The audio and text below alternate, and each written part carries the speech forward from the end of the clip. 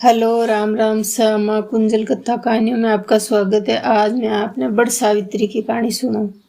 मद्र देश के राजा का नाम अश्वपति था। उसके कोई संतान नहीं थी। तब ब्रह्मा जी की पत्नी सावित्री देवी को प्रसन्न करने के लिए यज्ञ तप करने लगा। 12 वर्ष तक तप किया, तब जाकर सावित्री देवी प्रसन्न हुई और बोली, तेरे नसीब में संतान नहीं है, परंतु फिर भी मेरी कृपा से एक कन्या होगी। सावित्री देवी की कृपा से अश्वपति के कन्या हुई। उसका नाम राजा ने सावित्री रखा। सावित्री दिन पर दिन बड़ी होने लगी। वो बहुत सुंदर थी। उसका कोई दूसरा वर पसंद नहीं आता। तब आगे जाकर राजा ने सावित्री को प्रधान के साथ वर ढूंढने के लिए भेज दिया। वो कई जगह गए, उन्हें उनके लायक कोई वर नहीं मिला। तब राजा एक जंगल से गुजर रहे थे। वहां धूम्रसेन राजा अपनी रानी व पुत्र के साथ रहता था। राजा अंधा हो गया, इस कारण उसको देश से निकाल दिया था। इसीलिए वह जंगल में कुटिया बांध कर रहता था। भगवान का मनन करता था और पुत्र सत्यवान था। वो दिखने में बहुत सुंदर और गुणवान था। सावित्री को सत्यवान पसंद आ गया। नारद जी ये सुनकर विचार में पड़ गए। राजा नारद जी को विचार में पड़े देखकर बोले, आप इतने विचार में क्यों पड़ गए? वर तो बहुत ही सद्गुणी है, परंतु सत्यवान की आयु बस 1 वर्ष की और बाकी है। ये सुनते ही राजा ने सावित्री को बुलाकर कहा, सावित्री तुम दूसरा वर पसंद करो, ये तो अल्पायु का है। सावित्री ने जवाब दिया, मैंने तो पिताश्री उनको ही अपना पति मान लिया है। मैं आर्य पुत्री हूँ। आर्य कन्या एक ही बार वर पसंद करती है, तब तो मैं वो ही मेरा पति है। राजा ने और नारद जी ने खूब समझाया, पर सावित्री मानी नहीं।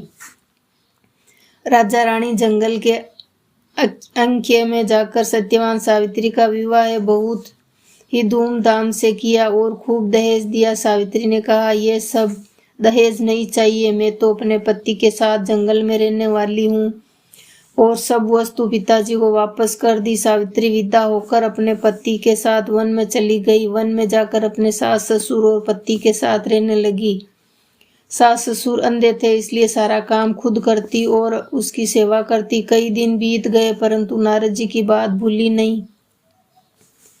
दिन गिनते गिनते पूरे हुए। अंत में 3 दिन रह गए। तब सावित्री अपने सास ससुर से बोली, मुझे घर की शांति के लिए 3 दिन के उपवास रखने हैं। ससुर जी बोले, बेटी तेरी इच्छा हो वैसा करो, हमें कोई परेशानी नहीं है। 3 दिन उपवास किए। तीसरे दिन सत्यवान लकड़ी काटने जंगल में जाने लगा था। ज्येष्ठ पूर्णिमा का दिन था। सावित्री बोली, है पतिदेव, मैंने आज तक कोई इच्छा नहीं की, परंतु आज मेरी आपके साथ वन में जाकर वन की हरियाली देखने व आनंद लेने की इच्छा हो रही है।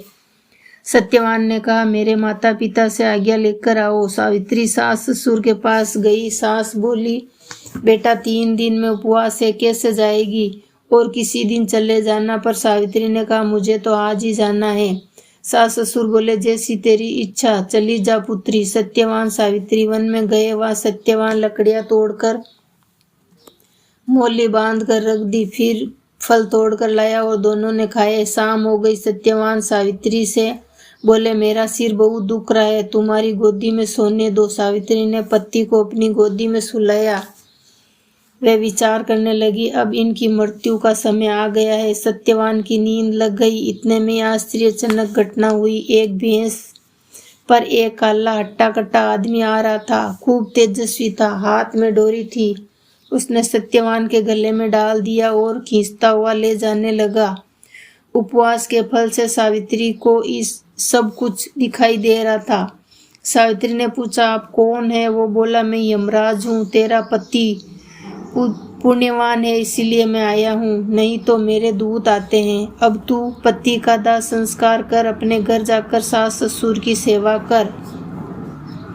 और यमराज जाने लगा। सावित्री यमराज के पीछे पीछे जाने लगी। यमराज बोला, तू कहाँ मेरे पीछे पीछे आ रही है? सावित्री बोली, मैं अपने पति के बिना कैसे रहूंगी, और आपके जैसे सज्जन आदमी के साथ आऊंगी तो ज्यादा पुण्य मिलेगा।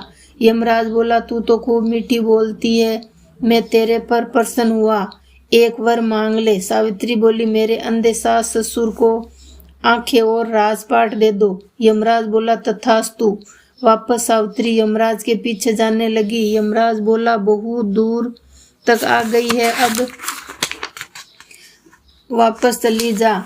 जब सावित्री ने कहा, मैं तो अपने पति के साथ ही रहूंगी। यमराज ने कहा, दूसरा वर मांग ले। जब सावित्री बोली, मेरे कोई भाई नहीं है राखी बांधने के लिए और पिता के वंश को बढ़ाने के लिए सूरवीर भाई दे दो।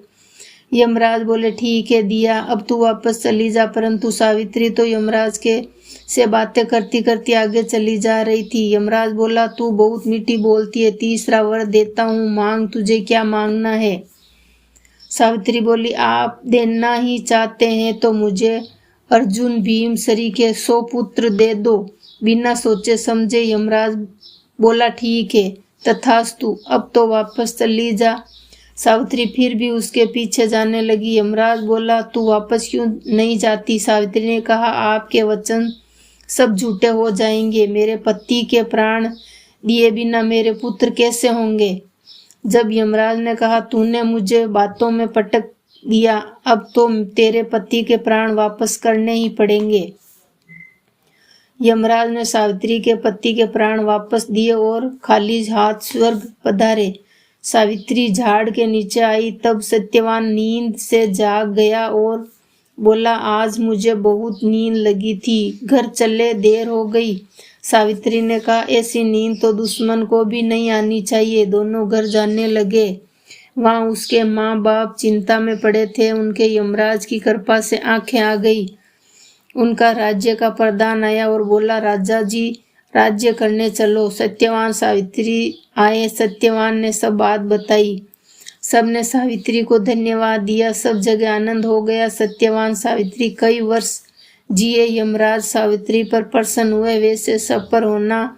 उस दिन से सब बट सावित्री का उपवास करते हैं और पूजा करते हैं। खोटी की खरी, अधूरी की पूरी। राम राम सा।